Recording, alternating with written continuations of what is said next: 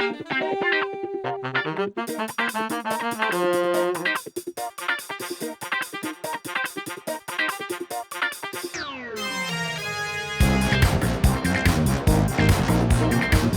to episode 77 of the Champagne Comedy Podcast, where we talk about the best Australian comedy show from the 90s ever made, Frontline, and other D-Generation comedy tidbits. My name is Matt, and joining me on this podcast today is Alison, Daniel, and Kim.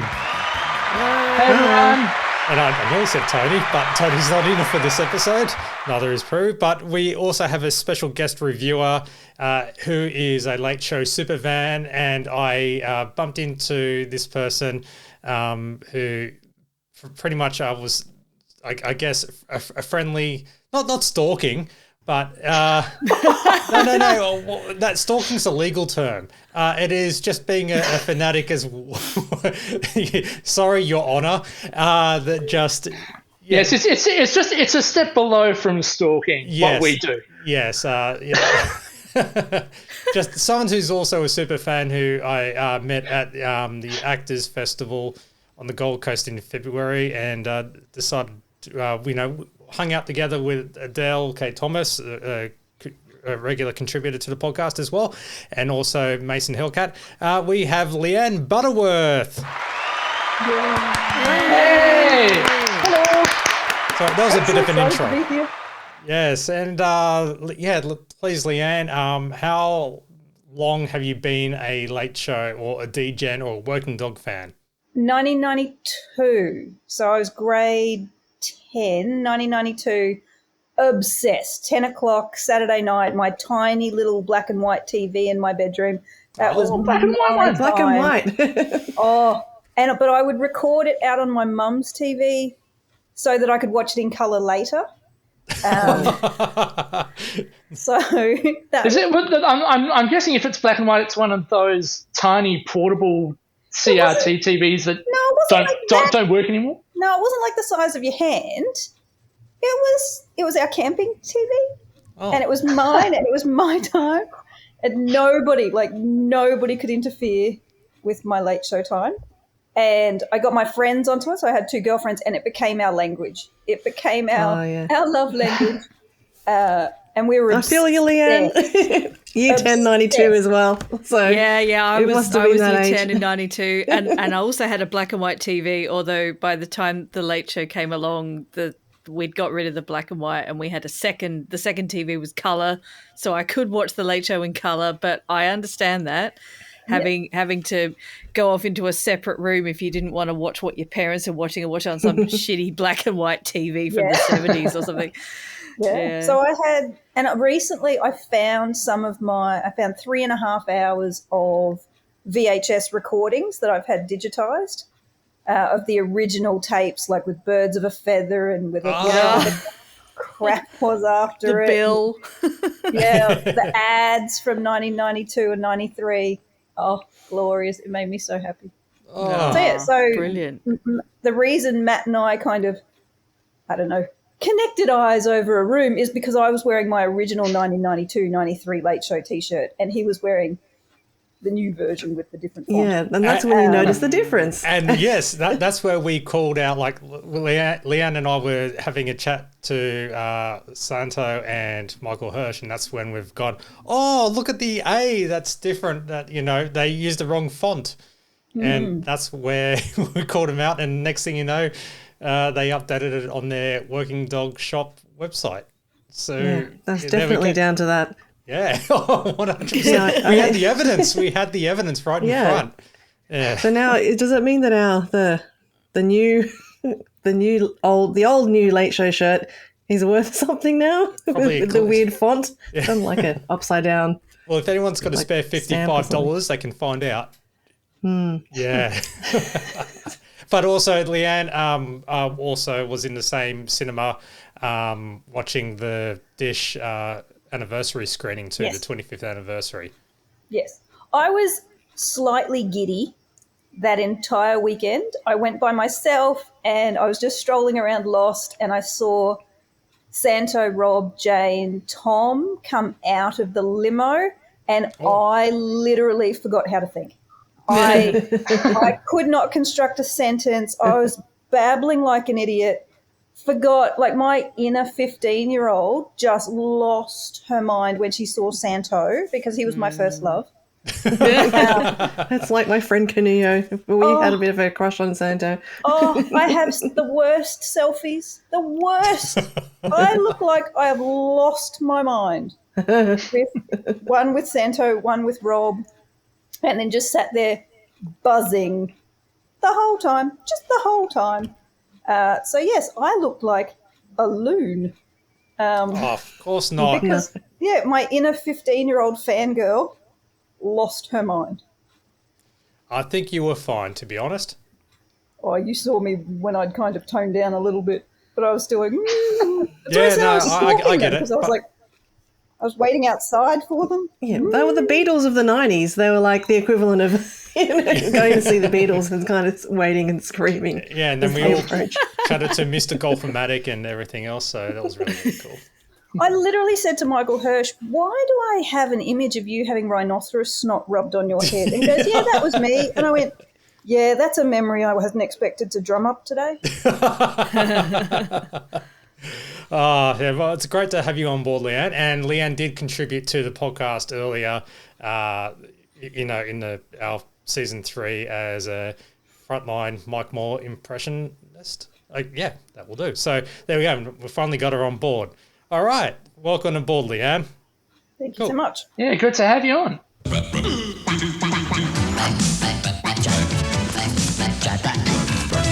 How's that for a flashback, Leanne?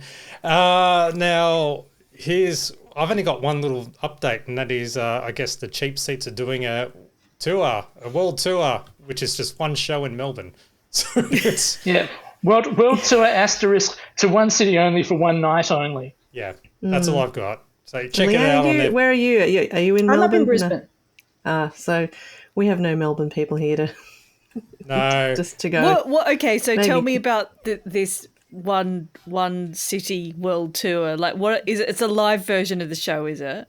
Oh yeah, I just realised I wrote in my notes the Cheap Seats tour, but I didn't put anything else to it. So we have no idea what the content is. No, so here I am. They're essentially promising sort of behind the scenes stuff and stuff that they couldn't put on TV.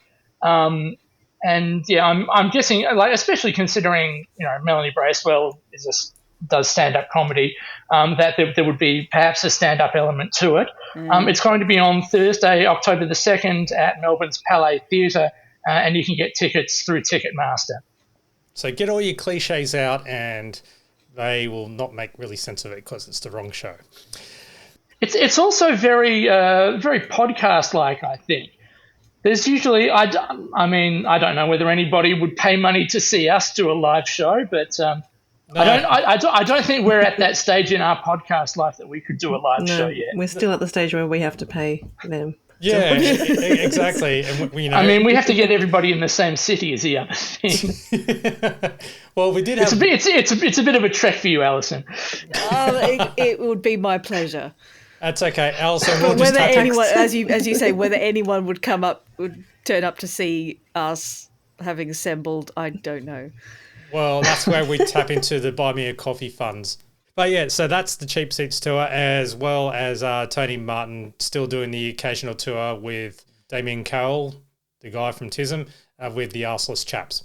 So wherever they are appearing. So that's always a semi-regular occurrence. I've got a couple items. So first of all, it was very heartening to see a somewhat return of Frontline to the airwaves this week. I think you might have a clip there, Matt. Oh, yes, I do. Hello and welcome to 10 News Plus. I'm Denham Hitchcock. And I'm Amelia Brace.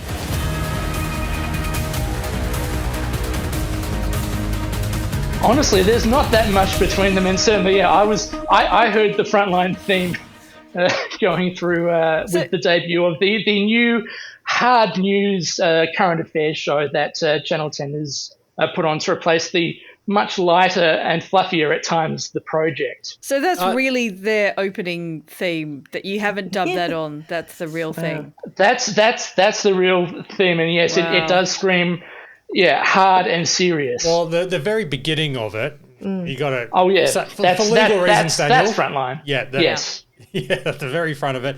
So did they? I haven't watched it yet, but going by the sound of that, sounds like that had like an orange type theme with fringe, like a Bob Fringe haircut type, and a didgeridoo in the background. It is like a dark blue with like red things on the side, basically. And they didn't have someone that looked a bit like Harry Shearer with the moustache, with setting it all up.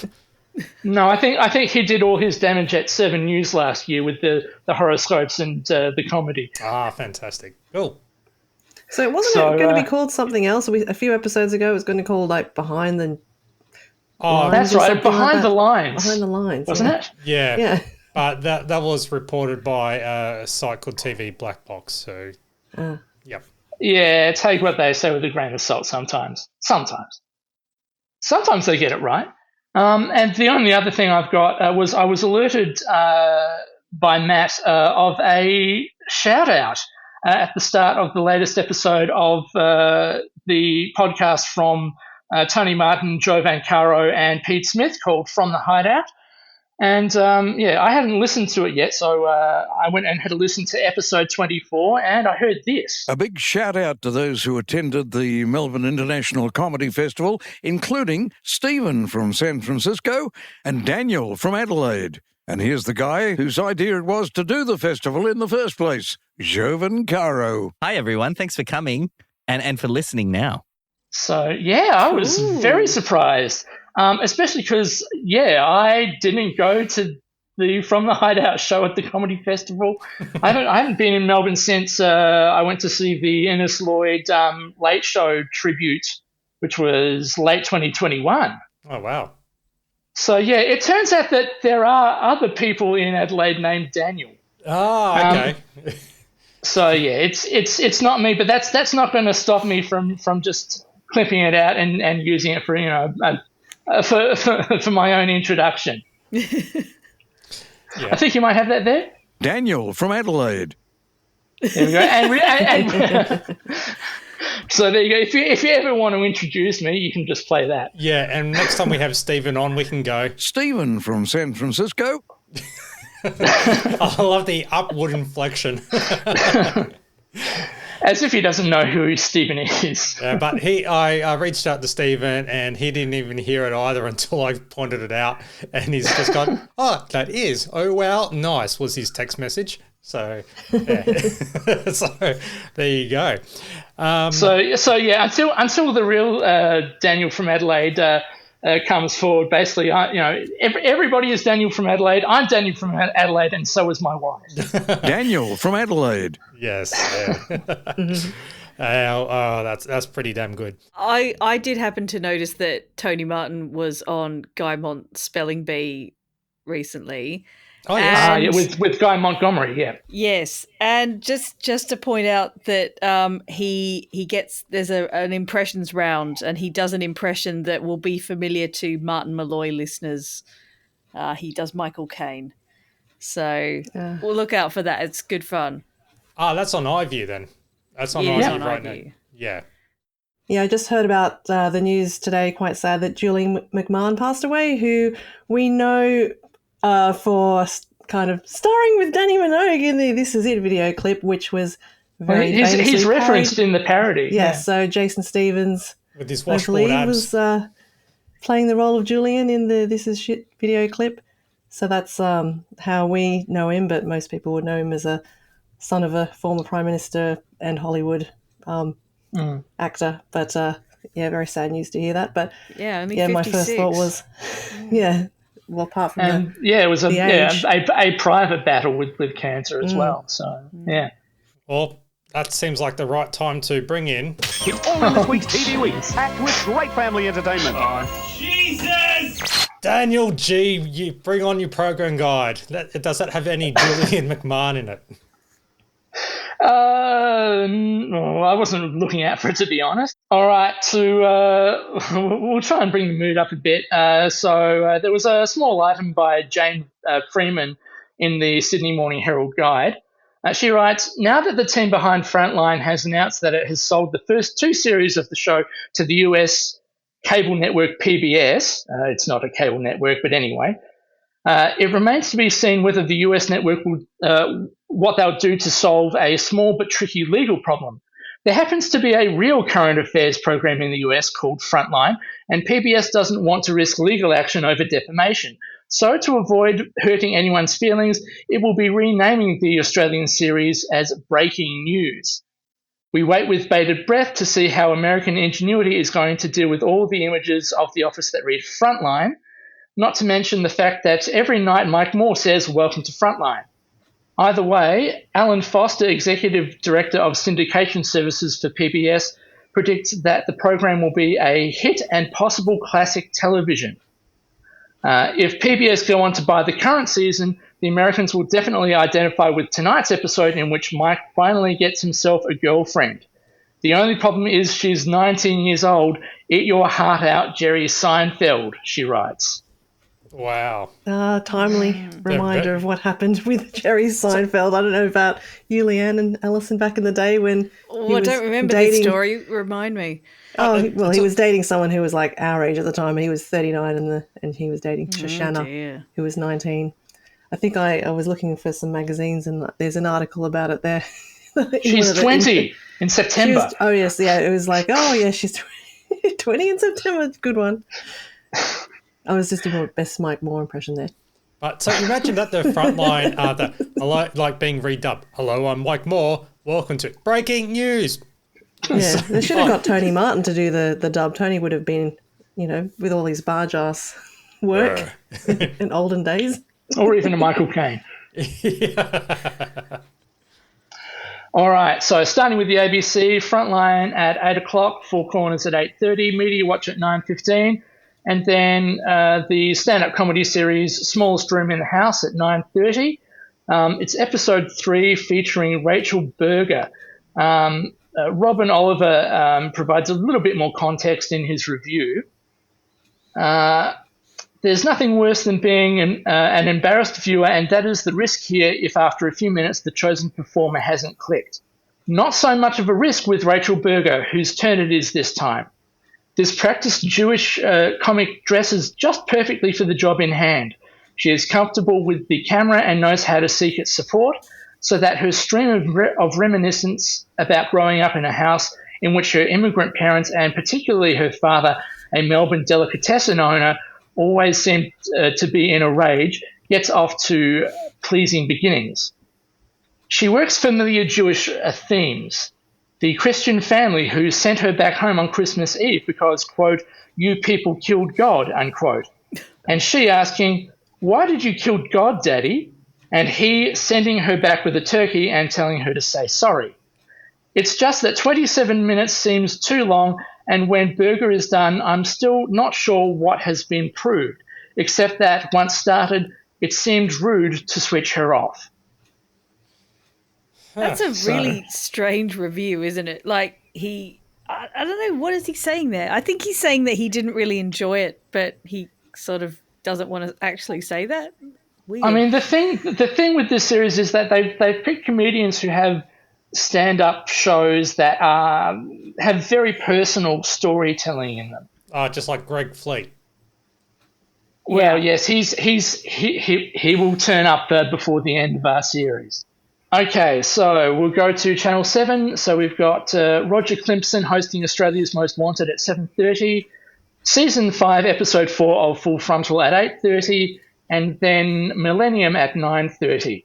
And, Channel 7 have been going all over the place with the episodes. So previously it's been Episode 1, then Episode 3, then Episode 6, and this week it's Episode 2. Oh. So this one's titled Gehenna. In fact, I'll let the reader reviewer from the Sydney Morning Herald, N. Gopal of Holsworthy, describe what tonight's episode is about. In tonight's episode, a group of clean-cut young men cruise the night in their black BMWs. Take note of the groovy rap song in the background. They arrive at an abandoned factory and feed a member some LSD. They force him into the factory where he is attacked and killed by a strange half-man, half-animal creature, the Beast.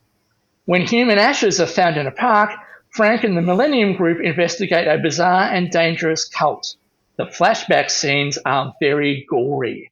Slight spoiler alert, because I did have a look at the synopsis. It turns out that a doomsday cult fronting as a telemarketing company called Gehenna Industries is brainwashing its members and incinerating those who disobey by use of an industrial microwave. All right. What? I know. And I tried looking up industrial microwaves.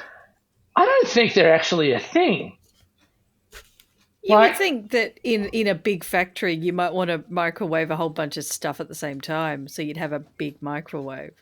Like, it's only this episode of Millennium, and I think maybe the movie Kick-Ass, I think it's the only other one where I've seen death by bloody big microwave. Oh, well, I've seen death by microwave with a contribution. Is it Critters, where they stick an alien in the microwave?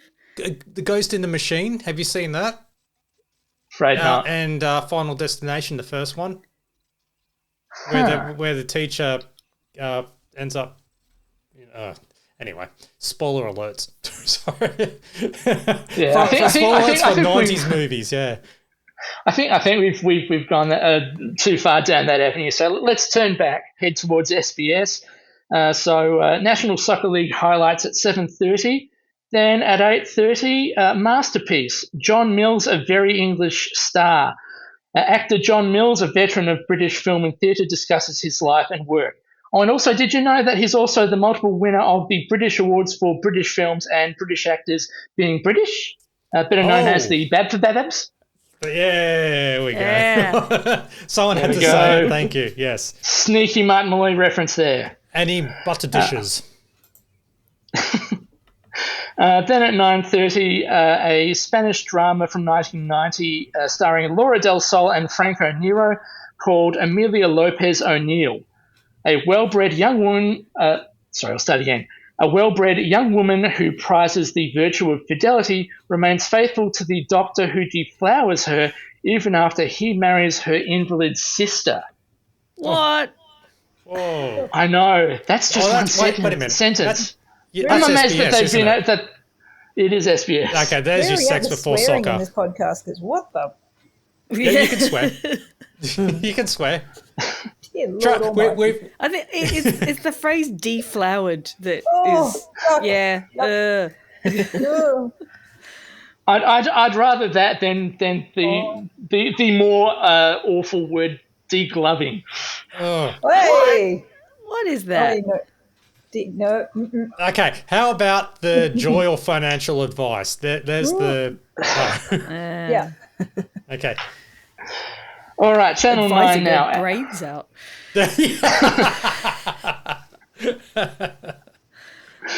All right, Channel 9 now, 7:30 Friends. We've got Season 2, Episode 21, originally aired on Anzac Day in 1996, so just over a year old. It's the one with the bullies. So in this episode, Ross and Chandler clash with two bullies over the couch at Central Perk, where the gang usually hangs out. Meanwhile, financial circumstances force Monica to work at a tacky 1950s themed. Meanwhile, financial circumstances force Monica to work at a tacky 1950s themed diner named the Moondance Diner. The job requires Monica to wear a silly uniform and dance on the counter to old songs. Now, did anybody ever go to the actual 1950s themed diner that Johnny I'm pretty sure Rockets? You're thinking of, well, because you're an Adelaide kid, you're thinking of, Johnny Rockets, which used to be in Rundle Street, aren't you? Oh, was that in Australia? I did go to Johnny Rockets one time. Yeah, that was good fun. I think we all went one time. One time, and then one time, and that was all we needed. Everyone in Adelaide went once, and then it closed. All right, I think this just might be a bit baffling to everybody else in the room. I think. Well, I've been to the one in Vegas. Okay. Yeah, like I just when was that? October last year. Okay, still going, still pulling people in. Yeah. But no, it was only there because it was the cheapest meal that I could get. I was pretty stingy, so... So it cost you more to have the dinner without the everybody getting up and dancing to oldies tunes. Oh, it had zero anything with that at all. It was just there, and yeah. Anyway, it was a late night in Vegas. Okay, so you're forgiven, Matt. Yeah, I just finished seeing Blue Man Group, and I was on the Terps. before or after Blue Man Group? Column A, column B. I'm just thinking that'd have to be a heck of a watch if you have never been to Vegas, have you? If you're undone, as it were. Yeah. The gloves were off. All right, and Phoebe makes multiple attempts to visit her birth father, but instead meets her half-brother, Frank Buffet Jr., played by Giovanni Ribisi, and learns that their father abandoned his second family 4 years earlier. Both Phoebe and Frank Jr. then decide to reconnect as siblings for the first time. At 8 o'clock, we've got Caroline in the City, Season 1, Episode 16, originally aired in February 96. In this episode, Del surprises Caroline with a marriage proposal. I guess that's why this episode's title is Caroline and the Proposal. Then at 8:30, Water Rats, Season 2, Episode 13, titled The Messenger. It's Missing Persons Week, and a psychic tells Jeff that she has had a vision about a missing girl. With some reluctance, the detectives are brought onto the case. Rachel establishes a rapport with the psychic, but Frank is skeptical of her. Is she genuine, or is she just after the $10,000 reward money being offered by the girl's parents? I was expecting something else, like predicted that there is a body of water. Yeah, you probably don't have to be a psychic to predict that bit. Then at 9:30 in Melbourne, it's IMT, live entertainment with Frankie J. Holden, Denise Drysdale, Julia Morris, and Stevie Jacobs. In Sydney, it's the Super League, round 10. It's Canberra versus Cronulla. Now, Leanne, I don't know if you've listened to previous episodes of the show, but sort of my theory is that you try and work out the winner by trying to work out which mascot would win against each other. And I must admit, this match is probably going to be really hard because you've got the Canberra Raiders versus the Cronulla Sharks. So who do you think would win in a battle? Raiders, a Raider, or a Shark? I've got to say Sharks. Okay, just because I mean, Raider is pretty vague. Like I'm grateful that like we don't have any sort of. There was no such thing as the Gold Coast Suns in 1997. That's AFL. I know, but also, how do you, the power of the sun against anything else? It's a bit of an unfair advantage. They could at least get skin cancer if it's against the Suns. Yeah, exactly. That's a slow burn. Yeah, that's a very... Hold on. Thank you very much. Long game. I would think that based on the film Sharknado, I would say the Sharks are probably going to win, although it depends if the Raiders have got any chainsaws on them. They got bigger fish to fry. Yeah. I mean, it doesn't say. I mean, it doesn't say specifically what a Raider is. I'm assuming some sort of a helmet with horns scenario there. Yeah, probably. I mean, I don't know rugby league, let alone in the 90s. So I don't think they wear horned helmets, but I haven't watched it recently. Or ever. Big horns are still in, yeah. That's about the extent of my knowledge of horns. Big horns are still in. Yes. Raiders. Right, I think Raiders won. Meanwhile, I could have used this time to look it up, but no. Yeah. Well, I've got it. Don't do that. I won't. I won't. All right. Well, Leanne and Alison, you should have thought of the hats with the horns because, Raiders won 22-8. 2-8. Raiders of the Lost Shark. Oh. Yeah. I was waiting for that. I was like, I hope the Raiders won so I could say that. All right, Channel 10 now, and we've got Healthy, Wealthy and Wise at 7:30. Healthy, Wealthy and Woggy. So, in this episode, Lynn learns circus skills at the Byron Bay Resort. Of course, it's Byron Bay. Felicity discovers Moorcroft pottery. Richard flies a miniature jet in South Australia. And Ian meets Peter. G'day. Russell. G'day. no. Clark. Wow. Oh, we missed that Worlds episode. collide. More butter. Yeah. Is there a cheese recipe? Where's the cheese? Yeah. And eggs. Cheese and eggs. Butter is better. Yeah. Then to bring down the mood, at 8:30 we've got Peak Practice, Season 2, Episode 10, titled Abby, originally aired in the UK in May 1994. The village is shocked when a dead baby is discovered on the moors, and a homeless teenage girl is suspected of being the mother. Ooh. Then to break things up for a bit, and this only seems to be in Melbourne, at 9:28 Greyhound Racing. The Australian Cup live coverage from Sandown, but only for 7 minutes. Because at 9:35, both Sydney and Melbourne get Medivac at 9:35. I was on Medivac. Oh, hello. Please Do explain. you remember the episode? Were you a corpse, or were you just someone walking in the background to the vending machine, or? No, I had a whole story, but I was the girlfriend of a guy on a stretcher in the background. And I had a whole thing where the dad didn't want me there. And, I do not remember the episode, but it got axed before my episode went to air. And so I kept looking for years and years, and eventually it came back on. And you can see me in the background holding my boyfriend's hand on the stretcher. That would have been 90, it was 97 or 98. Incredible. Yeah.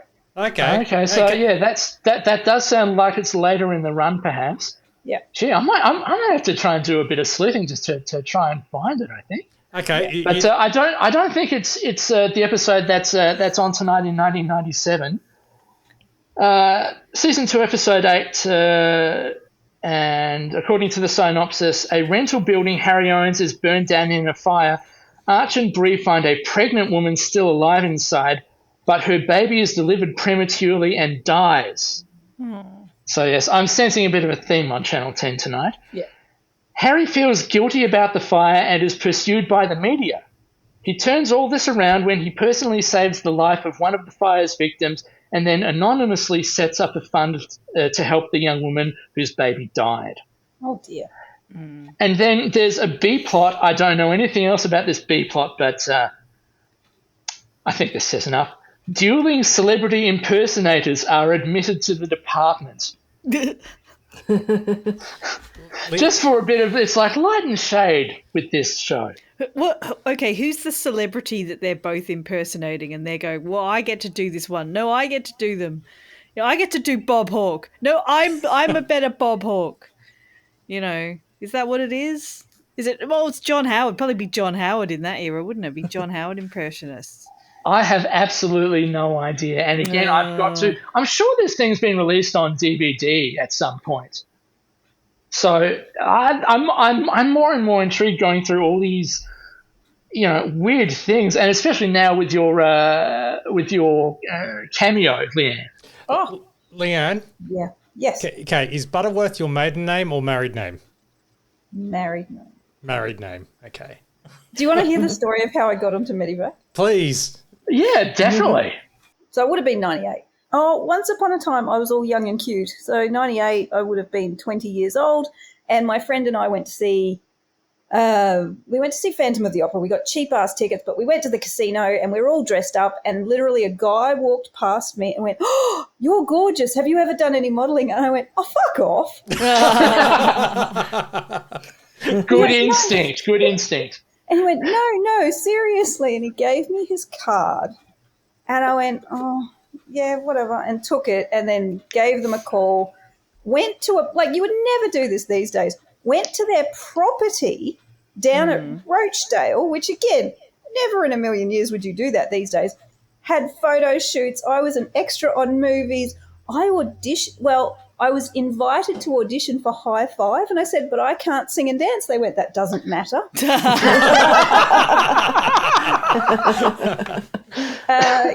I was in all sorts of like really random stuff. I was in the pub and club guide for the Adrenaline Bar here in Brisbane, which was cool as muck at the time because it had a shark.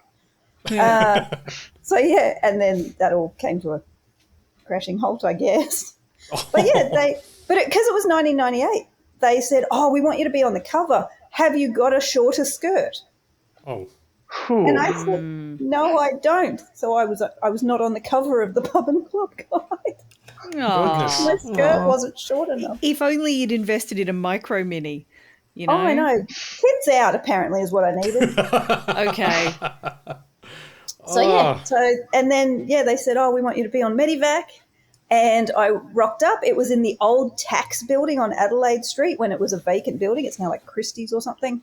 And because I was young and cute, the cameraman chatted me up. And what had happened was they turned the cameras around. So what's his face? The cameraman was like, "Hey, what are you doing after?" I'm like, "Oh, hi." And they turned the cameras around and they were filming us and they were filming him chatting me up. And the whole crew is standing there watching us. Wow. And they went, "Well, that'll be on the Christmas blooper reel," they said. Oh, gosh. And then I caught the lift downstairs with there was a nurse that had spiky hair. And she's like, "Yeah, watch out for him. He's handsy as." I'm like, "Okay." So I was like 19 years old. And so there's video footage of being burned on the ground somewhere. Holy crap. Yeah. Wow. And so that's my Medivac story. Wow. That's some fire. It's kind of Me Too-ish, that, isn't it? It sounds about right for the era. 1998. Yes. Well, look, if there is a blooper reel on the DVD extras, I'm not going to watch. No. It's those little bits that stay with you, though. Yeah. That shit is just not right. Sorry, I'm terribly sorry that you went through that. Okay, I don't know where to go from that. Well, me as well. And I say me as well, not the other phrase, because I've run out of program guide, so I guess that means we've got to do the episode. Yeah. Guess what, Leanne? Yeah, darling. You are up. Excellent. Yes, so you're going round 2 for your Mike Moore impression. So if you check the chat, the script is in there. So last time was merely a warm-up, Leanne. Yeah, exactly. So are you ready to bring it on again? Sure. Yes, get your money's worth. Yeah. I've got nothing here. I've got to fill the time. What am I doing? Am I doing it like now while the music's playing? No. I've got to count you in. So 4, 3, 2, cue in. Hello, I'm Leanne Butterworth. This is Frontline Season 3, Episode 11, Addicted to Fame. Broadcast Monday, May the 5th, 1997. Hey! May the 5th be with you. Brilliant, Leanne. There we go. You actually got your applause live, unlike last time. Beautiful. So you got it by default. As Leanne said, yes, it is the episode called Addicted to Fame, with the synopsis being that Mike decides to reduce his public profile but soon finds it hard living without publicity. Meanwhile, Jeffrey Salter finally gets a show of his own, with amazing results. As much as people in the public eye complain about the pressures of stardom and the constant demands of publicity, the fact is most of them are hooked on it. Mike discovers his addiction to fame when he tries going, quote, cold turkey, unquote. So, we open up, though, with Mike in his Land Rover. He's driving down a busy Melbourne road, one that's got a tram set, obviously, on it. So, and listening to Stubbsy and Mooney in the morning. Well spotted, yes. They do say their names. With Mooney, that is Wendy Mooney, not as in, in not Sydney. Lawrence Mooney. I was actually thinking Peter Mooney. AKA the lovely Miss Wendy from Don't Forget Your Toothbrush. Yes. And Richard Stubbs, so not Grubby or anything, but his brother.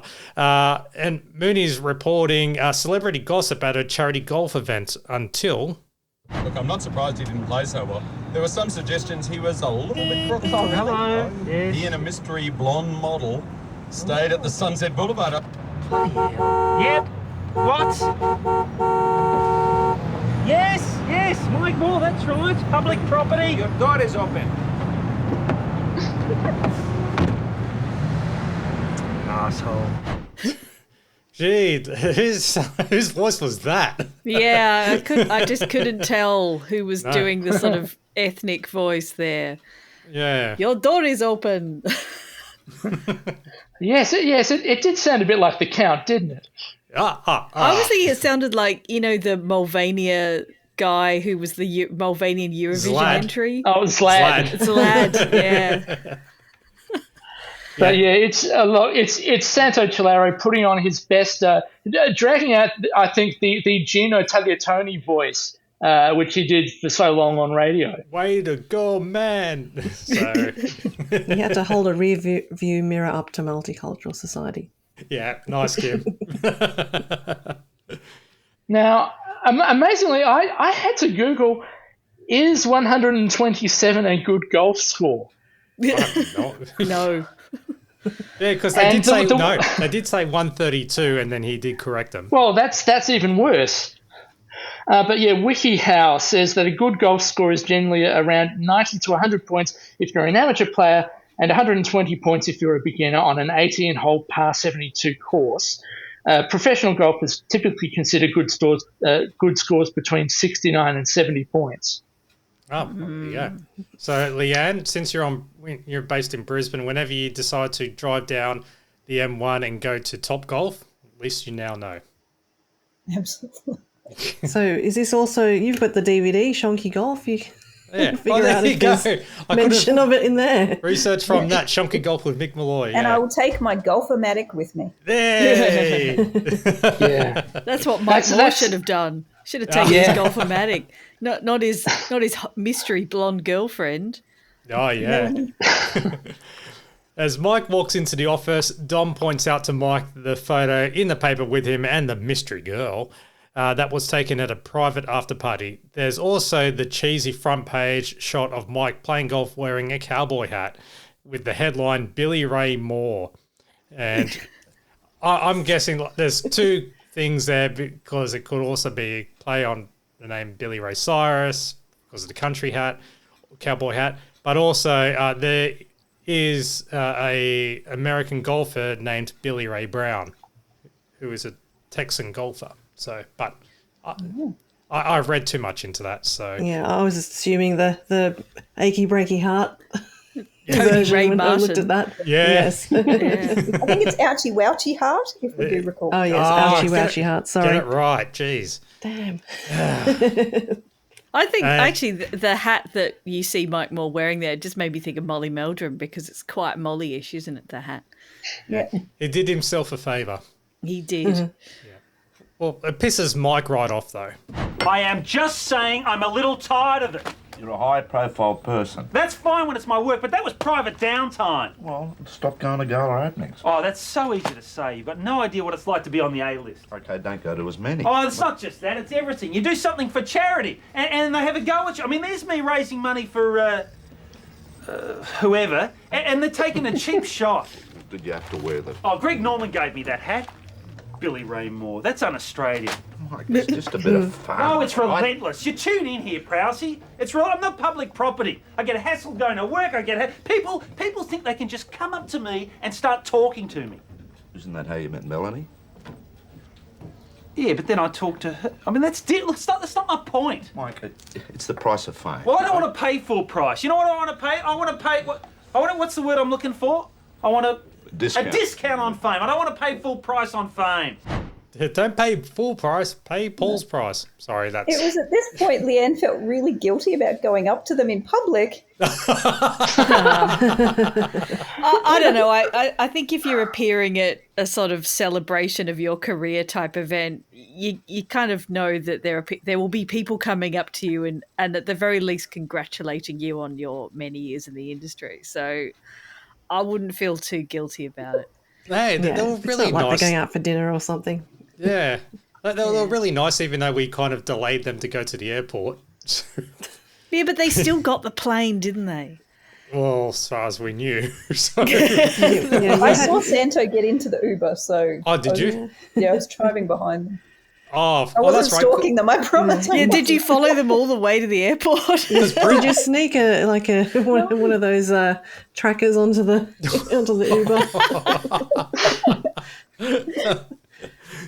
Uber? Prowse uses the phrase, it's just a bit of fun, and yeah, I can't hear that phrase without thinking of Mad as Hell. Yeah. And yeah, the Chris Lorax, the puns in the paper guy. Well, Mike chats to Jeff about the media coverage, also calculating how many hours Mike is in the office. 35 hours, but he's constantly thinking 24. So yeah, 120. Yeah. So Jeff though is busy with his upcoming specials, working away on his really 90s laptop. I yearn for some genuine downtime. You know, I bought that huge place up in the Hunter Valley at Scone or whatever. I never get up there. I'd love to have a vineyard. I thought it had a vineyard on it. No, you're thinking of the neighbours. Well, maybe it is mine. Whatever. I just want to have a break from publicity. Well, I'm just getting a taste of it, with this weather special. All the publicity I've had to do is... Publicity drives me mad! Actually, Mike, have you seen the tape? What tape? My show.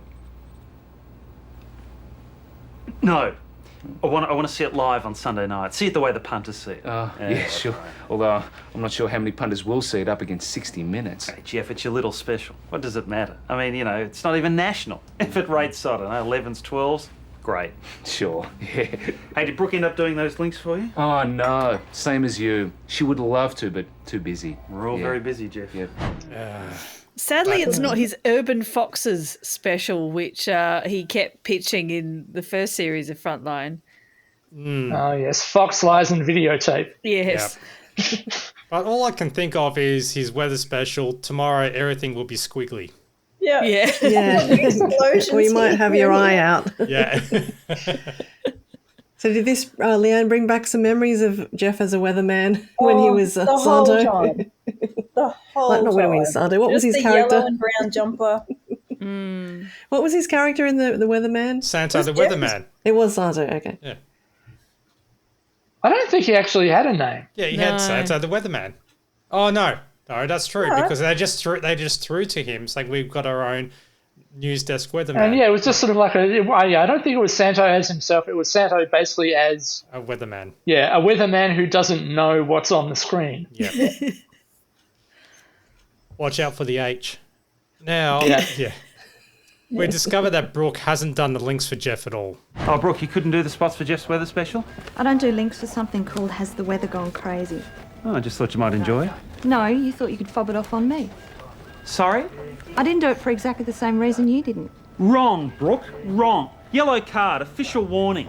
Jeff Salter is a friend of mine. That special is his baby. As if I wouldn't do everything in my power to see it succeed. Don't forget to watch. As if I'm not going to watch. But you asked me to remind you? Yeah, well, a measure of my commitment. And it's also in this scene that we see the first glimpse of Mike's yellow card. Yeah, this is quite interesting. I think this is around the time when soccer becomes a thing, doesn't it? And so Mike's obviously cottoned onto this, and he's yellow carding everyone who he slightly disapproves of. Yeah. Well, Marty. Yeah. Well, see, I did a Google for Yellow Card, and all it showed me was that Yellow Card is an American rock band who formed in Jacksonville, Florida in 1997. Yeah. Best known for their songs Ocean Avenue, which peaked in Australia at number 61, and Lights and Sounds, which peaked at number 24 in the early to mid-aughties. Mike, Very clearly well played, a massive Daniel. fan of them as well as soccer. Yeah. But he didn't know that the red card was just one game off. No. He's not that into soccer, it's just a trend. Yeah, just like those hats that by he sort of De half Bono. understands. And De Bono, what was the yellow represent? Oh, I the can't yellow. remember. Yeah.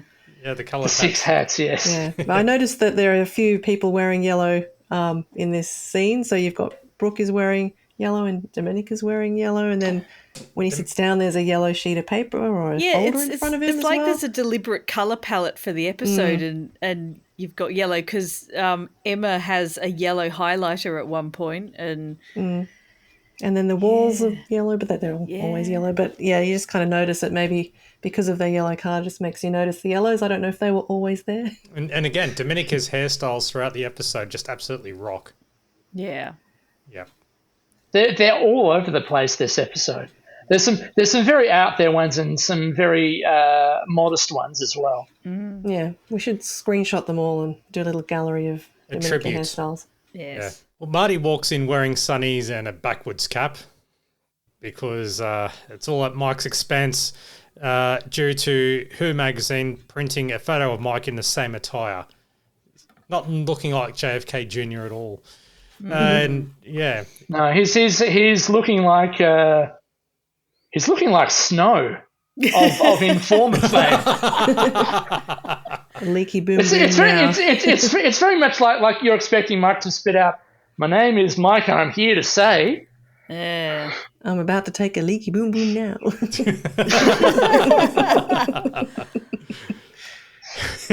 He lets Trish know that he's done with publicity. That's Mike, that is. I want some me time. No more publicity. None. None. That's it. Done, not negotiable. All right, Dale, I'll just have to talk to... What? 12 noon with Colette tomorrow. Oh, they can get another guest. Mate, maybe... No, done. I've made up my mind. Sorry to pull rank, but that's it. No, I understand. Don't fight me on this, Trish. That's fine. Don't fight me. Yep. You're fighting me. It's okay. I mean it. I actually mean it. No more publicity. Good. Done. Fine. When I shut the... Why'd you say yes? He's overexposed. I was thinking of pulling him back anyway. He's not pulling back, he's pulling out. For now, he will have withdrawal symptoms in a month. What if he doesn't? He will. What if he doesn't? He will. Prowsey, he's addicted. They are all addicted to fame, and we are the dealers. He's about to go cold turkey. Oh, no one can kick the habit. Well, some try. Usually some little soapy star convinces herself she'll be better off in the theatre. And then the withdrawal symptoms start. But Mike ain't no little soapy star. No, he's a network star. And the bigger they are, the more addicted they are. When she says theatre, when I get these grabs right, I watch it with the subtitles on just to make sure that I'm following it correctly. And, you know, the subtitles are like 98% accurate. Sometimes they get the sentence backwards or whatever. But when she says theatre... I found somewhat annoyingly, they spelled Prowsey with an I-E. Yes. Whereas I reckon it should be spelled with an E-Y. It is spelled with an E-Y, just like in the DVD cover, right? And also, when she says theatre, it is spelled with, you know, T-H... E-A-T-A. Yeah. That's what I got it. Oh, good, yeah. Theatre. Yeah, theatre. Well, I haven't watched Frontline since '97, so since this came out, and every time I hear Trish speak, all I can hear her saying is, "Get your hand off it, Daryl." Yeah. That's all. Yes. And it would have fit so many times. Get your hand off it, Mike. I think that's especially noticeable whenever she uses the name Dahl. Yeah. Yeah. Oh, 100%. Which you hear a few times in this episode. That is on spot. Now, Mike calls Marty in for a meeting. He has been yellow carded for making fun of Mike's publicity coverage. And after Marty apologises, work continues on. So Marty with his heartfelt apology, without a laugh at the end. Now, in the studio, Mike watches the monitor with Jeff doing the weather report on the screen. And now it's on to the 4-day forecast, and it looks like we're set for an absolutely fantastic weekend. Look at that. Fine on Saturday, 24. Sunday, 25 degrees. Oh, you Won't change little on Monday, beauty. 28, showers on Tuesday, 19. And just a reminder, this Sunday night at 7:30, I'll be presenting... Okay, switch it off. Mike, Jeff's doing a program. Hey, whoa, switch it off, all right? Some of us are trying to work here. I've got a show to do. Okay. Yeah. Is that the Really first time? setting up the foundations here. Yeah. Is that the first time we've seen Jeff actually presenting the weather? Because we only ever see him in that office. No, he briefly is hosting. Yeah, there was in one in episode. an earlier episode. Yeah. Okay. Like not as detailed as that. I think it's Basic Instincts. Okay. Because, yeah, basically Jeff is chatting to a generic newsman, and then the TV gets switched over to Neighbours in a bar. Oh, okay. That's right. Yeah. Yeah. Isn't that was the one where what's her name? Emma is chatting up is getting chatted up, or is on the date or whatever. Oh yeah. Yeah. Anyway, sorry, it's just my infatuation with Emma. Okay, what have we got here? It's Friday night, Funny Man Elliot Rhodes time. Jeez. We thought last week. Last week we were like, oh my god, and then this week, this is I don't know. I mean, to be fair, he's only half in blackface in this episode. So he's only half racist. Yeah. That's casual racism. The other thing is, like, although mind you, in the white half, he does bear a striking resemblance to Bob Down. Don't you reckon? Yeah. So he's kind of taking the piss out of white people, saying all white people are Bob Down wearing. Bob Down kind safari of suit suit wearing kind of, and then the other half's Yothu Yindi. I don't know. I have no idea what this is. It's like the only lyric I can pick up from this is something about sick of hearing about Wick, and it was a big news story, but it's like we're slightly missing some of the context of what this song is. On the other hand, it is a guy who's half in blackface, so. Yeah, he's a shit satirist.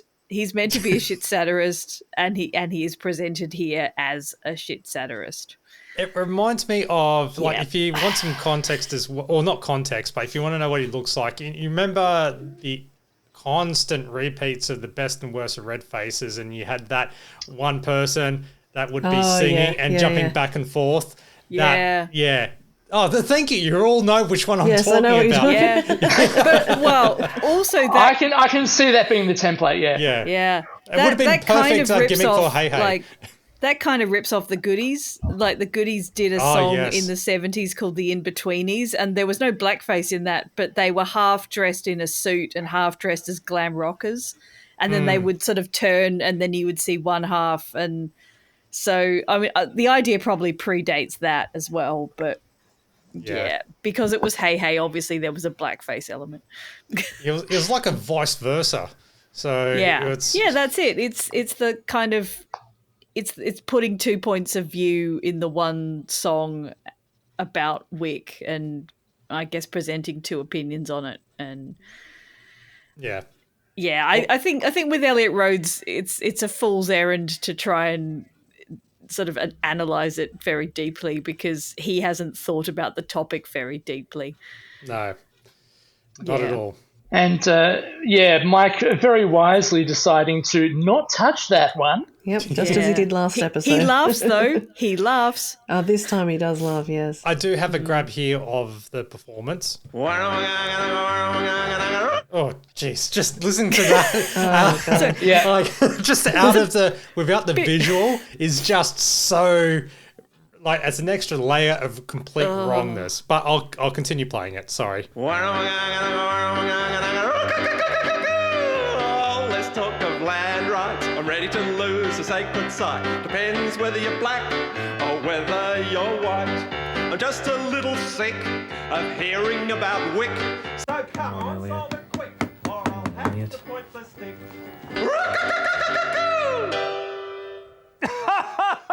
Did you hear that? I'm not touching it. Not for a second. I propose he's done it again. That's a motion that'd go through both Houses of Parliament, as opposed to the Wick. Anyway, that's it for the week. Have a great weekend. I certainly intend to. Okay, just listening to that. Little tiny political point made there at the end there. Yeah. Just listening to those lyrics, I realised it's actually way worse than I thought it was. Yeah, well, this part again, that's meant to be a didgeridoo. Yeah. Yeah.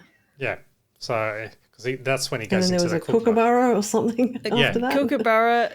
Yeah, it's the bit about how sort of, land rights are kind of a bad idea, which seems to be the sort of Landmines Are a Bad Idea and as boring seems to be the thrust of the song. And I know it was the John Howard era, but ugh. Leanne, was there any empathy in that at all? No. Apparently.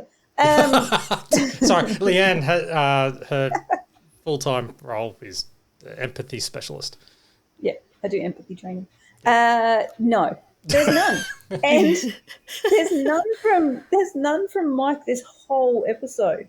That's what I'm absolutely flabbergasted from, because he's been painted as relatively like the okay, like good guy, but this episode he just brings out his inner insecurities. He's projecting all, and I'm just sitting there going, no.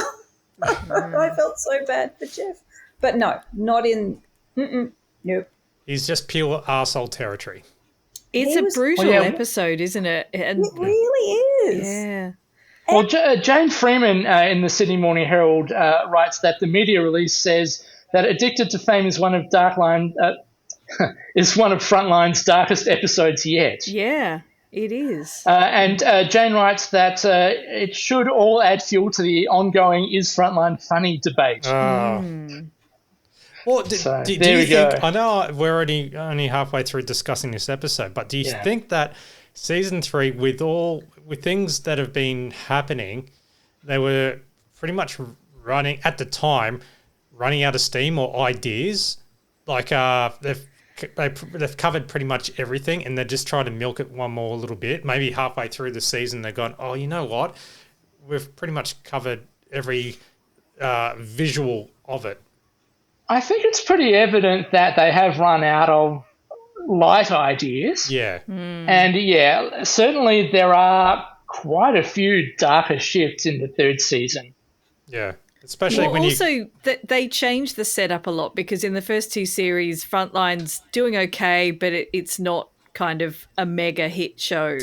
And then suddenly in series 3, it becomes the top rating show. It's like a current affair, millions of people watching it. Mike Moore's hugely famous and rich. And that enables them to do a whole bunch more storylines that they couldn't have done in the previous setup. So it does open up a lot of stuff. But inevitably, I suppose, when you're talking about people with a lot of power and a lot of money, it opens up a whole lot of dark areas. So, yeah. And that's sort of how I watched it as well, is, yes, he's the bad guy in this episode. Yeah. Undoubtedly, yeah. But when you look at it, and again, I'll take that empathy lens, the question then becomes, well, why is he behaving like that? What is he afraid of or insecure about? And if they've built him up to that point of being celebrity, and he's like, no. He's afraid of losing status. He's afraid of losing relevance. He's afraid of losing the show. And so in order to make himself feel better, he puts other people down. And he does that he does it openly, but he also does it through neglect. And then he does it right at the end as well. And you just watch him openly project his insecurities.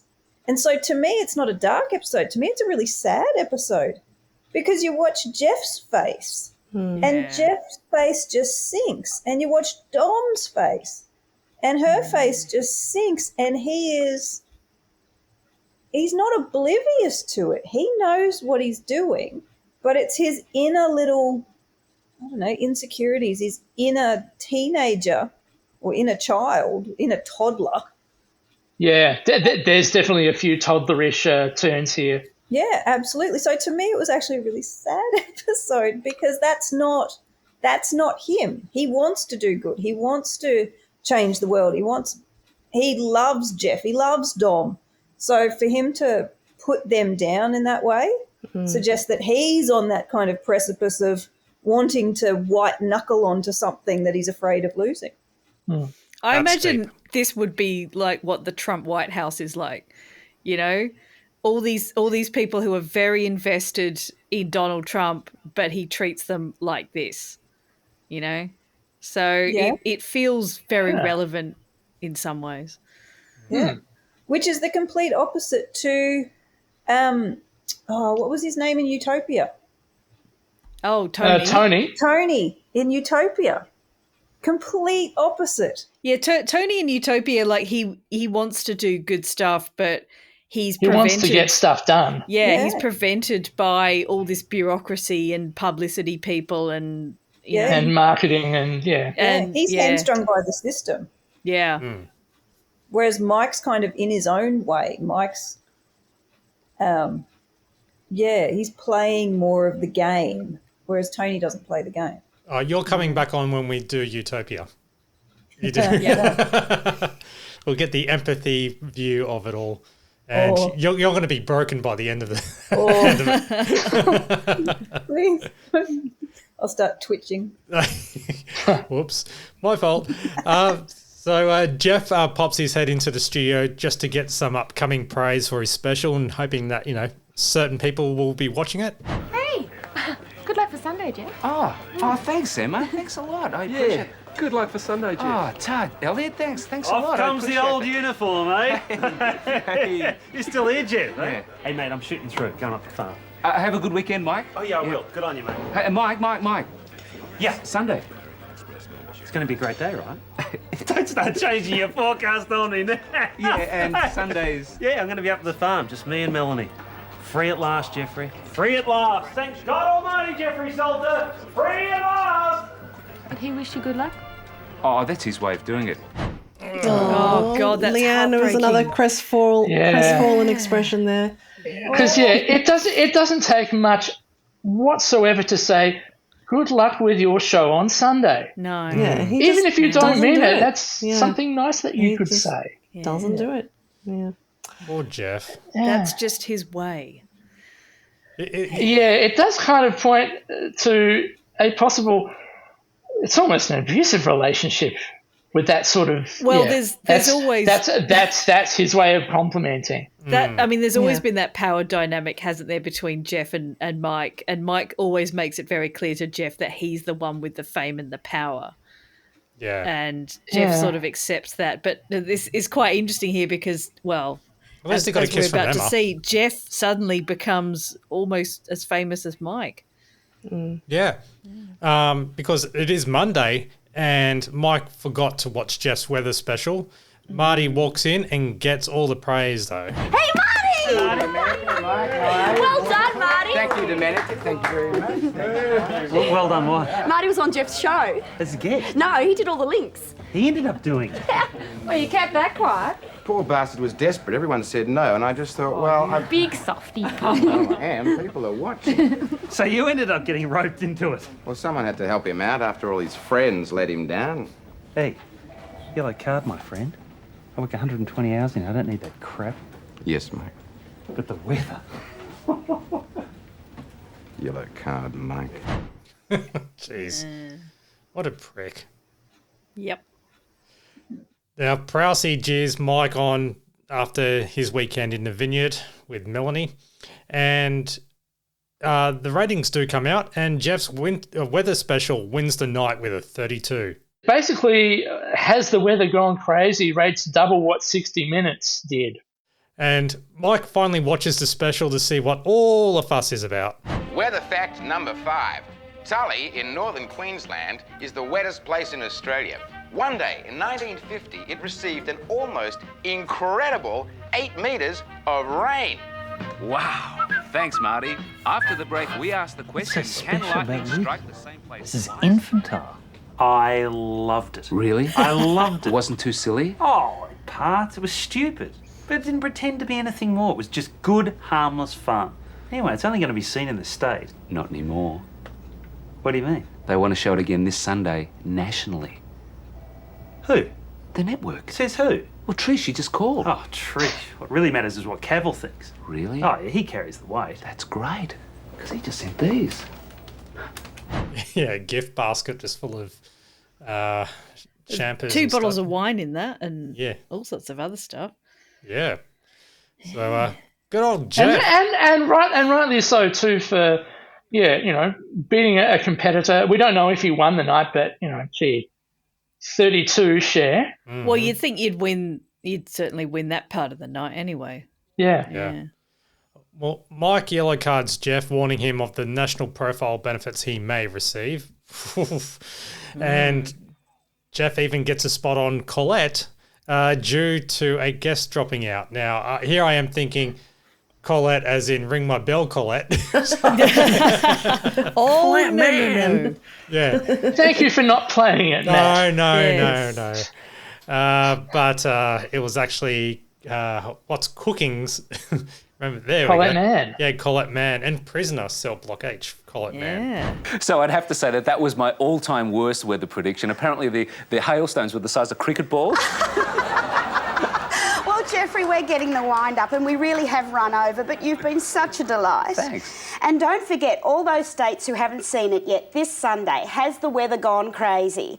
And you watch out for Martin D'Estasio. He's a gem. Oh, we were so grateful that he could do it. He's very funny. You know, Oh, he's he great. was a scream. Yeah. And look, it is my personal forecast that it is going to be a huge success. Thanks a lot. Thanks. Now, will you all thank Jeffrey Salter? Thank you. Lovely to see you. Oh, yeah, Colette Mann doing her best Carrie Ann there. Yeah. The whole Very 90s set. It's my forecast that it'll be a success. This whole setup, the studio looked like it was a washed down version of Good Morning Australia. Well, it looked like the midday show, really. That's what it's meant to be, isn't it? That might actually be the Good Morning Australia set, because there is a thanks to Network 10 in the credits. I don't think it's the chairs or anything in the foreground is GMA, but I think the set at the back might be. It just looked like it was a bit stripped back. Yeah. It did look a bit bare bones, yeah. Now, in the Frontline, I guess, undercover car park, underground maybe, Prowsey drops in to see Mike's new machine for the vineyard. A boy and his toy. Yeah. And afterwards, Dom rattles off functions Mike has been invited to, in which he says a big fat blanket no to them all. Until, whenever, a few days down the track... You said no. I did not say no. Yes, you did. You said a big fat blanket no to everything. I did not say no to hosting a black tie dinner attended by the Duchess of York. Mike. No, that's a cock-up. Oh, stop crying, Dom. It's all right. Go and get some tissues. Get Emma to comfort you. It was her fault. Mike, I thought you were trying to hide from all this... Yeah, but that was royalty. That's ex-royalty. Well, she's still the Duchess of York. Well, she's at a black tie dinner. I'm up in the Hunter Valley snipping vines. And that's starting to wear thin, Proud. Mike, it was your idea to pull back. Yeah, well, it needs some refinement. Let's get Trish up here. Back in harness on some of this stuff. Hello, Trish? Yep. Who? Cafeteria. You need names up. That's Dom's fault too. What's her extension? 217. 217. I mean, how can I know? Yeah, hello, Trish. Well, can she come out of the meeting? It's Mike Moore. Well, tell her I need to see her as soon as she's finished.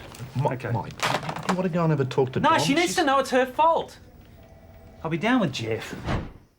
Poor Dom. Aww.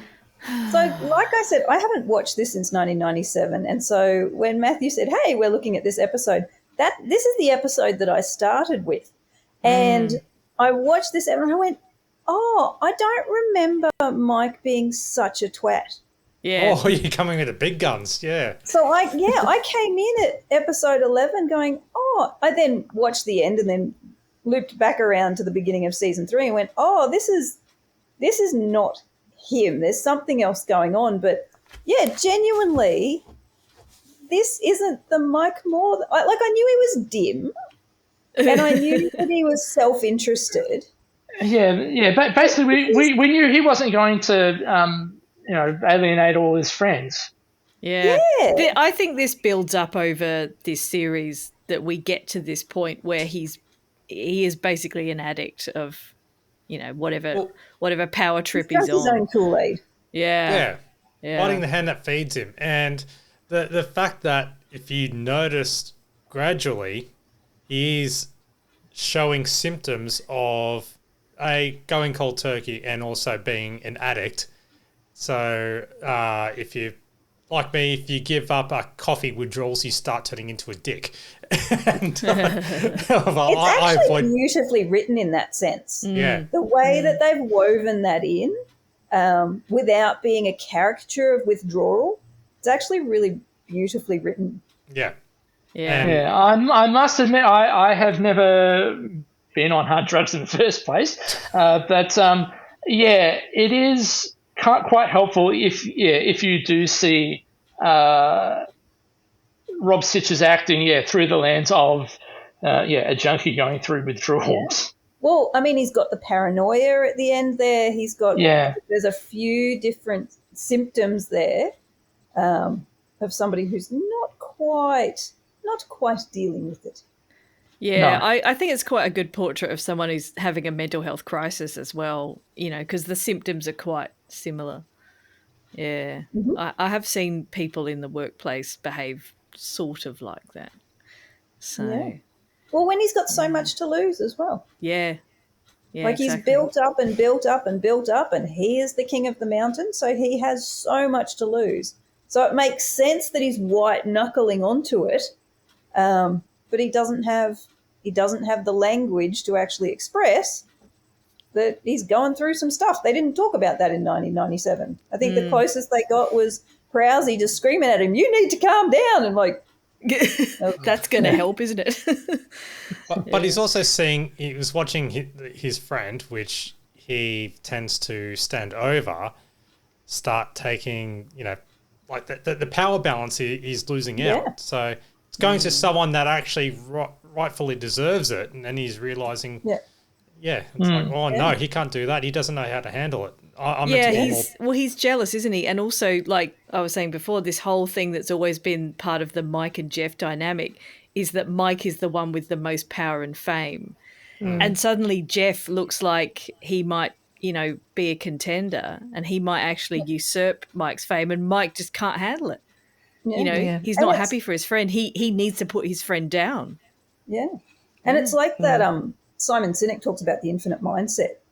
It's like Mike's got this perspective that success and fame are like a pie, which means if you get more, I get less. Yeah. Instead of actually there's enough for everybody, but he's got that scarcity mindset of hang on.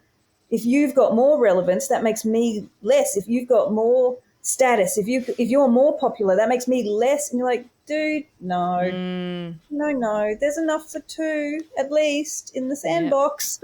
Yeah. Is it that? Again, it's sad in that respect. Yeah. Is it like having hints as well of? So we're putting our serious hats on here. What's that? They've recently made it illegal to do so. That abuse of coercive control. Coercive control. Is it kind of like that in a way where he's doing it in a bit of yellow card, like hidden through the yellow card process to Jeff, saying, "Hey, no, you shouldn't be doing that." Like he starts off great, then like positive, and then realizes, "No, you can't do that." It's because that's is that coerciveness type thing, or if I'm wrong, tell me. More blatant than coercive control. Okay. He's much more open about it. Towards the end, there's certainly some coercion at the end. There's coercion and there's a little bit of gaslighting towards the end. Gaslighting. No. Yeah. But I don't think we're quite into the coercive control realm. Gotcha. But he is being manipulative, and he is trying to manipulate people around him and manipulate the truth so that he gets what he wants, and he does hurt some people around him. Yeah, and he's in kind of denial. He's also putting down all the things that Jeff does and saying that the weather is something inferior, and he doesn't understand how something so trivial can be so popular. And he's saying, "Oh, we've got all the hard news." Well, they don't really, but so there's that contrast. And then also you see Jeff in different scenarios. Normally you just see him in his office, kind of hard at work, and now you see him on the talk shows, in the office, editing things, and it's you see this kind of brightness in his face, don't you? Well, at the times when, at least when Mike's not putting him down, and you just see him light up, and just like the Santo we used to have a crush on in the early 90s. I'll tell you. Leanne's just done some hand gestures gestures there, saying just a little bit of a crush. Yeah. I'll tell you what else is a sort of indication that Mike's maybe not thinking straight. There's a bit just before that scene where he and Prowsey talk about Elliot doing a song about Mel Colston being fat, and Mike describes that as razor sharp satire, and I'm like, what? That's Dad's army level. Yeah, it kind of is. Yeah. But he's just throwing blame around. Yeah. He's my poor Dom. He just blames her for everything. There's Dom not needs an- a hug. Dom needs a hug. I know, poor, and she's in tears, and it wasn't like him to just go hug Emma or go talk to Emma, and you're just like, oh, that's not no. Leanne, Well, you need he's to always rewatch. been like really insensitive, but like He takes them all for granted, doesn't he? All these people that work around him. Yeah, Leanne, you really need to rewatch the first season of Frontline, especially the moment where Mike and Dom nearly hook up. Oh, yeah. Then I'm gonna have to go back. Yeah, you're going to see it as a completely different perspective. As like they were nearly intimate, and then suddenly now you got this one, and it's just like even more holy sad. shit. Oh, yeah, it's going to fuck you up Yep. because you've just gone into jumped into the deep end. Yeah. Yeah. No. Oh well, I love it. My children walked in on me watching it and went, "This is craptacular," and they're teenagers and they both walked out again. Well, Hey. I don't know if you saw my teenager just walk in while I was doing this, and because I've got it on iView here on the screen, and it was up to the Elliott Roads, like for half. dear. So I don't know what her impression Mum's of watching is of this racism episode. again. oh, You're such a boomer, Kim. How dare you? Well, turns out that Trish and Marty are in Jeff's office. That's why that's why Mike can't track down Trish. And Jeff is showing off his new merchandise. Hey, fancy keyring. And then the bombshell is completely dropped. 26-part series. Yeah, it's not final. On the weather! I thought you'd be happy for him.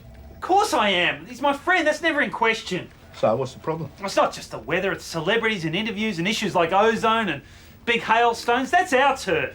What are you telling me? Over 26 episodes, it's not going to be a conflict of interest? Mate. It'll stray onto our turf, Prousey. Everything strays onto our turf. It's not a threat. Look, it's a star vehicle. A what? It's a star vehicle. For who? Jeff. Nobody knows him. This is because he's Trish's little pet and she's getting him to do everything. This is how it happened. But mate, you hate all that stuff. Yeah, I do. That's why I'm worried for him. I don't want to see him get chewed up by that publicity machine. By the way, Marty's not doing it. What do you mean? Conflict of interest. This is supposed to be a team game. He's off on some sort of ego trip. Well, if you're not going to manage this office, I will. He's out. Double red card. That's it. Done. Doesn't do it. Oh, there we go. Yeah. Mike at his most petulant there. Yep. Yeah. And even the previous scene where Mike confronts Jeff, Trish, and Marty, that plays to me like it's Trish cheating on Mike. Yeah. Yep. Yeah. Yeah. Although it's also good to see that that the show's doing so well that they can basically put out their own merch. So, just a reminder, you can buy our merch on Redbubble. Yes. Have we got a Has the Weather Gone Crazy t-shirt available yet? I'll work on it. Okay. I'll throw it in Canva, then put it up on Redbubble. Done. Now, also, even for 1997 television standards, 26 episodes does seem a bit steep. That is half a year. Yeah. Well, I would say 13 at most. But yeah, somehow, the executives love it that much to put it on for half the year.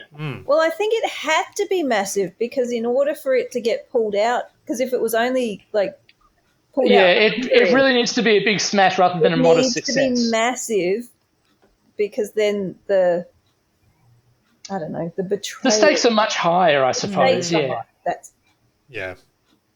Yeah, good point. Good point. Emma wants to know what's wrong with Mike, but Prousey tells her that Mike's gone cold turkey on the publicity, and they really are starting to see the effects of that withdrawal.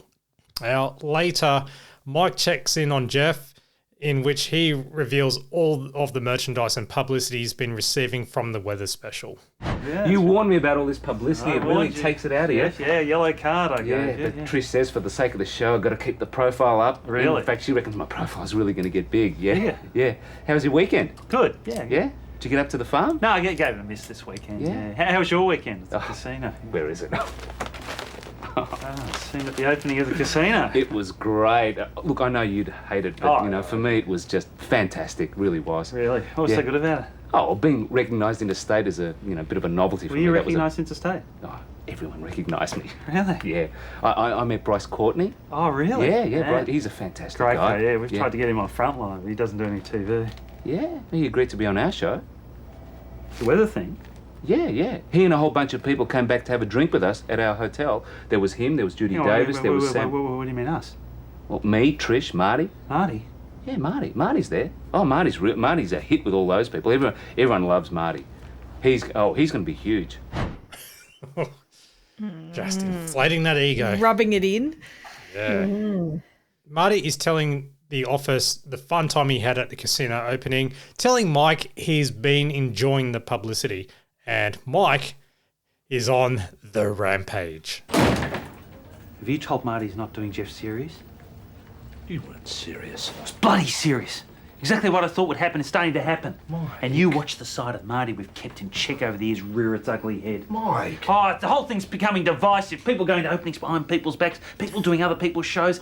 Used to be share and share like a team gamer, and now it's every man for himself. Well, he's not doing it. Triple red card, not doing it.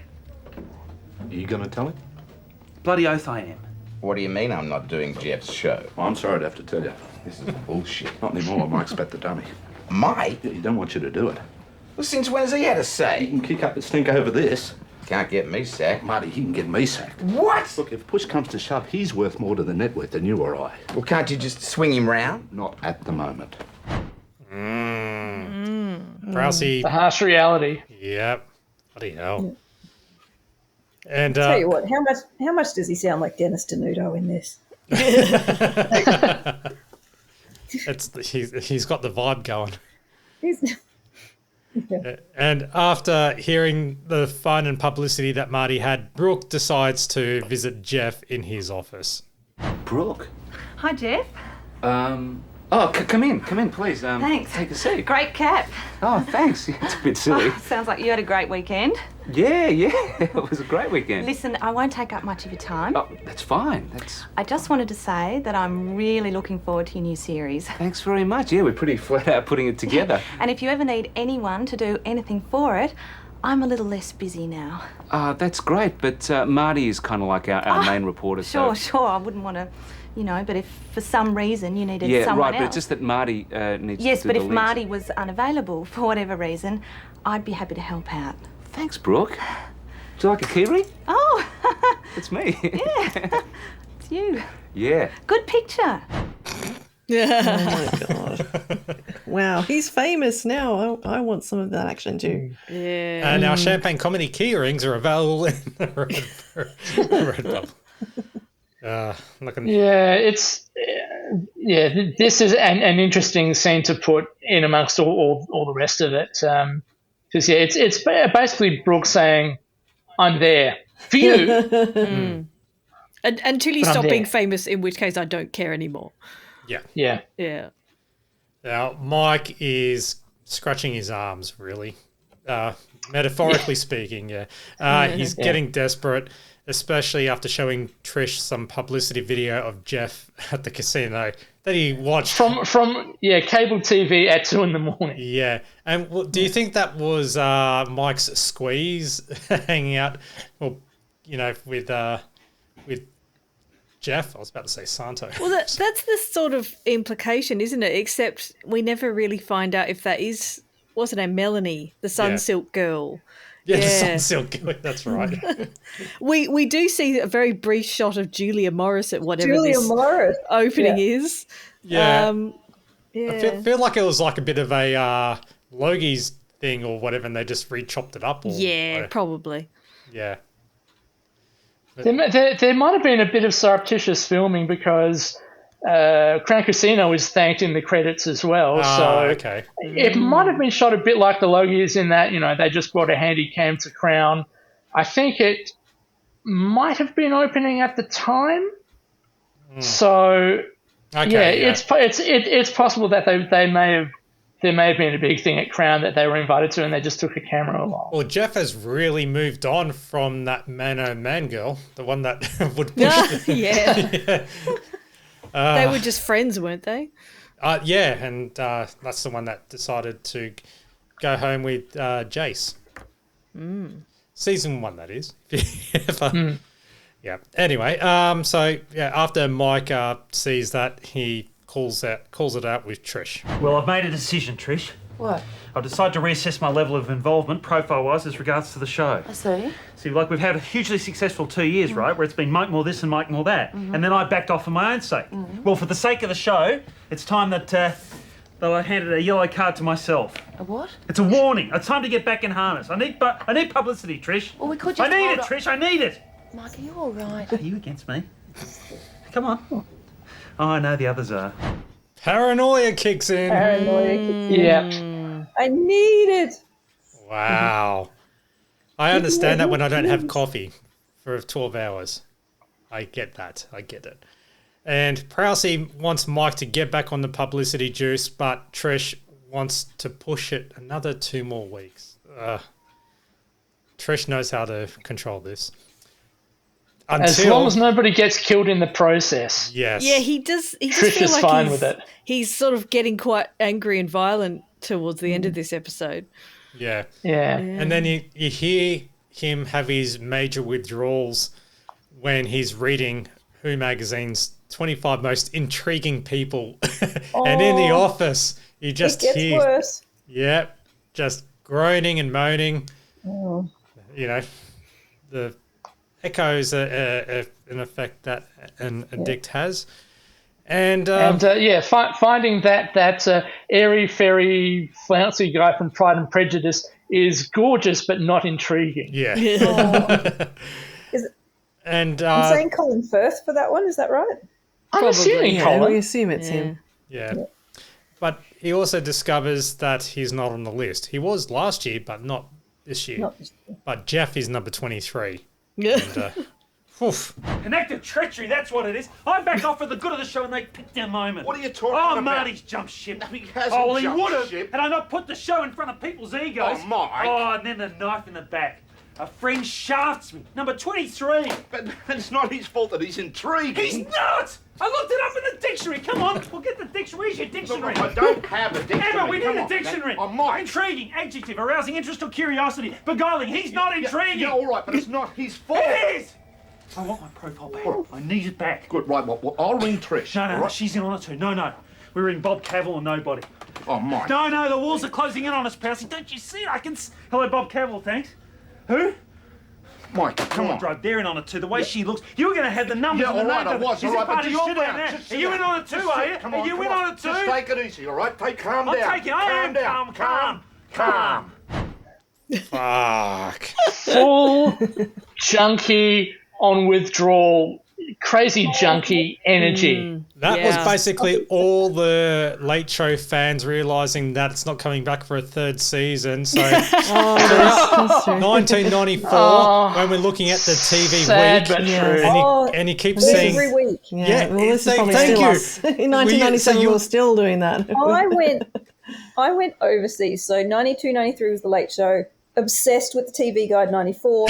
I went and lived in Canada in 95, and every week I was like, did you check? Did you check? Did you check? Is it back? Is it back? Is it back? So I guess if we look in the archive history of TV Week sales, 1994 was a year that they just had a major influx of purchases because people were just checking the guide every single week to make sure if the Late Show was returning. And then they keep saying, oh, there's the Late Show. Oh, it's on Channel 9 for Late Show with David Letterman.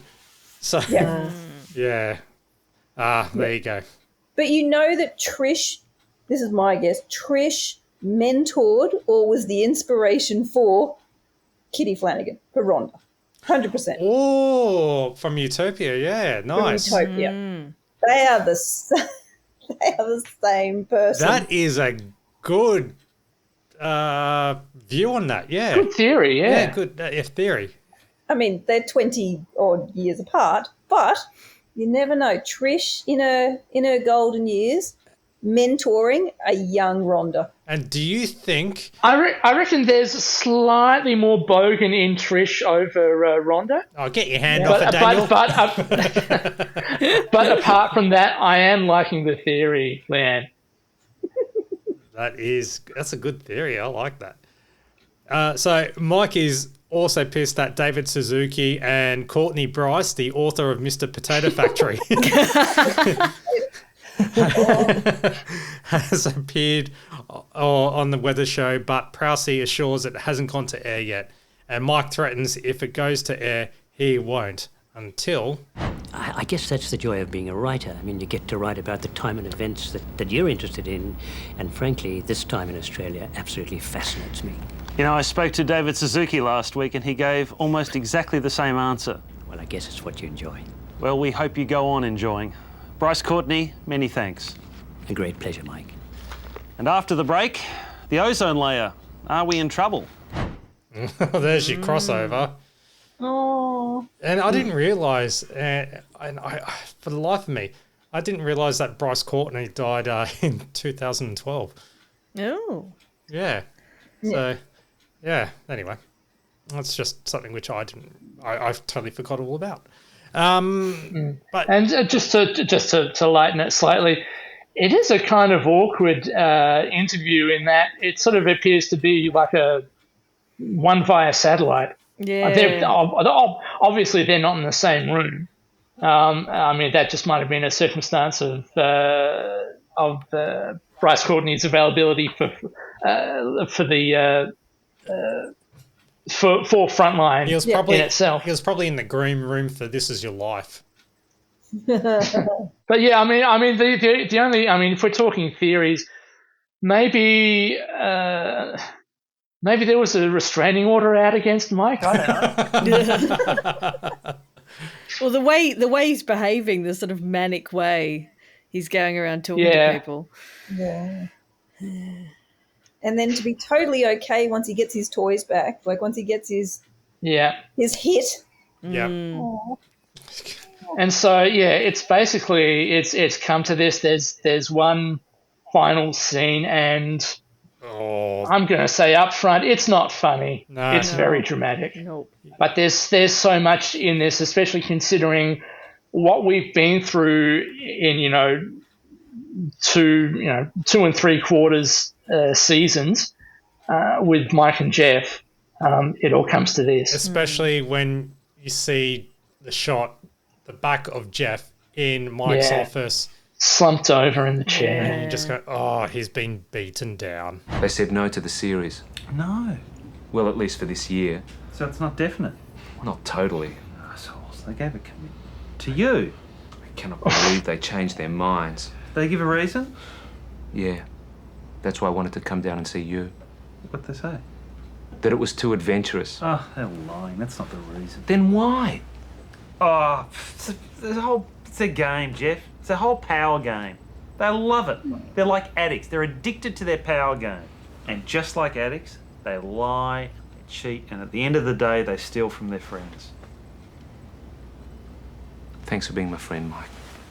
Mike, you're an arsehole. Oh. But he shakes his hand right at the end there. Yeah. Oh. But Mike basically explains what he personally has been doing to Jeff for the past couple of weeks in that little speech. Yeah. Yes. Yeah. Yep. It's just the summary of the entire thing. So sad. And you see, like Kim said before, you saw Jeff go like a little bit sort of crestfallen when he said, "Oh, that's just how he shows it." And then when things start to happen, you see Jeff stand up nice and tall, and then in that scene again, you see him kind of back down with his chin down, and no, we lose Happy Santo again. He's just broken. He's just broken. Yeah, it's. I mean, yeah. Again, I brought up the is Frontline funny debate. I'd say, if you were to look at just this episode, I'd say that it was more dramatic than funny. Yeah. I mean, there's still loads of funny stuff in it. But it's a dark, dramatic episode, and it's probably, I mean, Yeah, you were really thrown in the dark deep end watching this episode. Addiction hurts people, especially the people that you admire or love. Yeah. There's the... Don't do drugs, kids. Yeah, exactly. I want to know how Dom's doing because Wow. There's a sort of reference to Dom in the post-credits sequence, isn't there? Yeah, because in the mid-credits that Mike is riding his Mini Scooper, his wine thing, and he's losing control of it, so he's calling up the Dom. Yeah. Yeah. No, he's not. Isn't he? At least according to the DVD subtitles. Oh, okay. He just yells out, "Stop!" There's 5 stops and an arg. Okay, so all right. Because I extracted the sub. This is a little bit of a behind the scenes, but for my notes, I've extracted the subtitles for each DVD and put them in my notes. Okay. Oh. So stop, arg. Well, if you go back does to the sound like he's yelling for Dom though, because he thinks Dom's gonna leap on this wildly careering sort of digger thing and help him get it to stop. But okay. If you scroll back on your subtitles, Daniel, this is I'm not going to play the trigger, but it is a bit pedantic. If you go to the Pride and Prejudice part of where they're talking about the Who magazine's top 25 influencing people. Yeah. Yeah. Now that's backwards. So when they mention the Pride and Prejudice, the sentence. Yes. Look, one of the things about the DVD subtitles is that it doesn't replicate what's being said exactly. They do shorten some things and move things around for, I'm guessing, less words of the screen, a bit more clarity.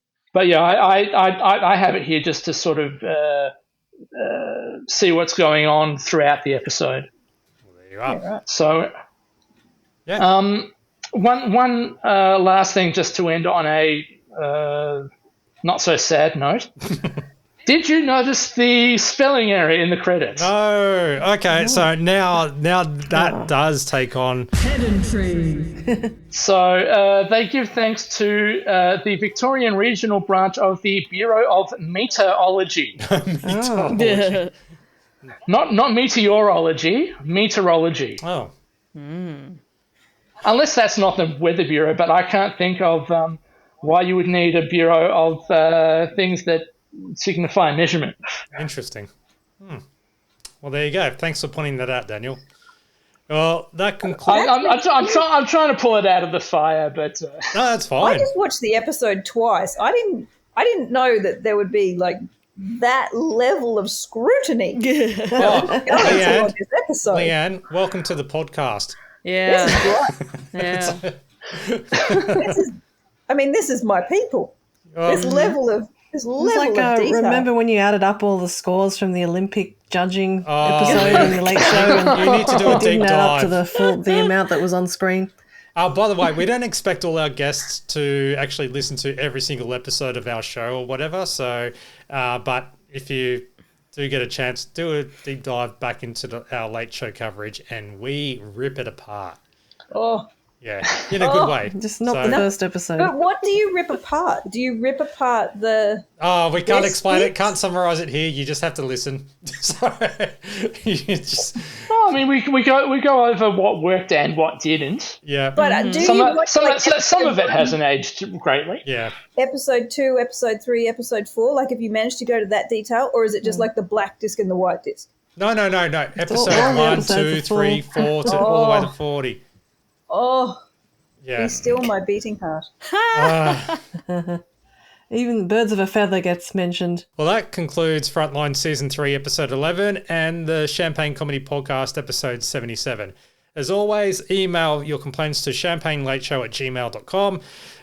Check this episode's show notes for our socials, as well as Facebook, Champagne Comedy Podcast Group, buymeacoffee.com/TLS Champagne Pod. As well, I would strongly recommend to join our Facebook Champagne Comedy Podcast discussion, because that's where I'll be launching our little fundraiser store of all the DVDs that I've been rescuing of Cracker Jack, Bad Eggs, and Best Bits of the Late Show, like stuff that I've been restoring, cleaning up. And, you know, if you go there and because at the end of Frontline Season 3, Episode 13, or Champagne Comedy Podcast, Episode 79, that's when everything will be available to buy. And, yeah, it's just to put the money into the podcast to keep this thing running, because it does. Well, the one thing you can't have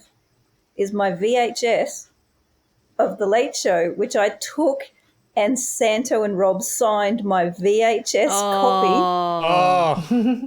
They'll have to pry it from your cold, dead hands. I will be buried. And they both looked at it and went, oh, my God. Into the coffin. Yeah. But it was the only thing I could find that was white on the inside. So I pulled the insert out of the VHS and they signed the cover. Nice. So I'm going to fly up to Brisbane, okay? So I was a very happy 16-year-old.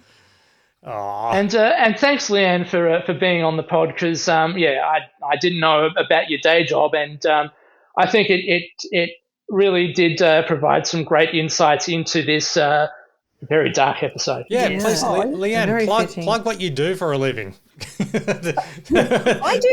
I do empathy training. So I go into organizations and teach them about empathetic leadership. What is healthy empathy? What are the myths around it? How do you do it?